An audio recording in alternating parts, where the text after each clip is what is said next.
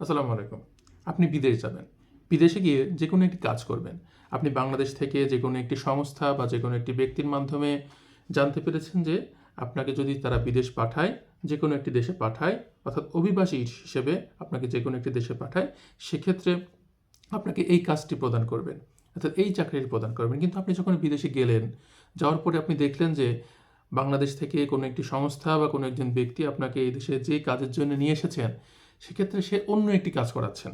অর্থাৎ আপনাকে ধরেন উট চড়ানোর জন্য নিয়ে এসেছেন, আপনাকে বাগানের কাজ করাচ্ছেন সৌদি আরব গিয়ে বা যেখানে কেউ।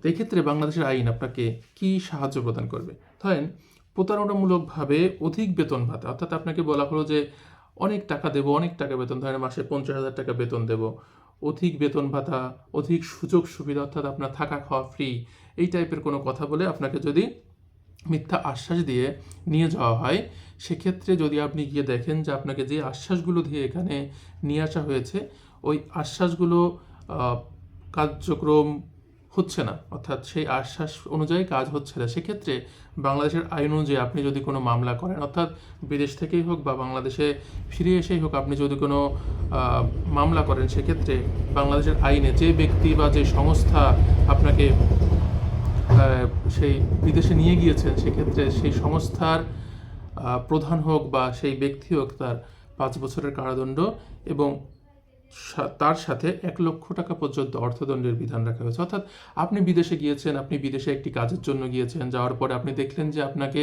যে কাজের জন্য আনা হয়েছে সেই কাজ ব্যতিরেকে অন্য কাজ দেওয়া হচ্ছে, অর্থাৎ তার থেকে নিম্নমানের কাজ দেওয়া হচ্ছে।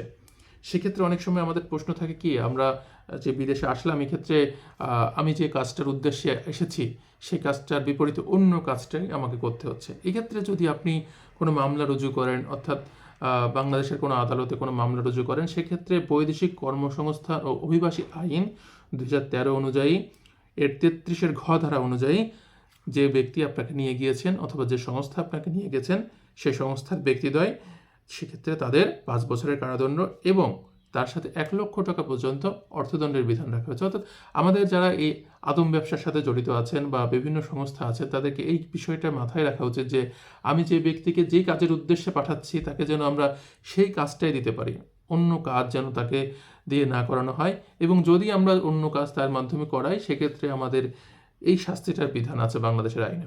ধন্যবাদ। আসসালামু আলাইকুম। দ্য ল স্টুডিওর সাথে থাকবেন।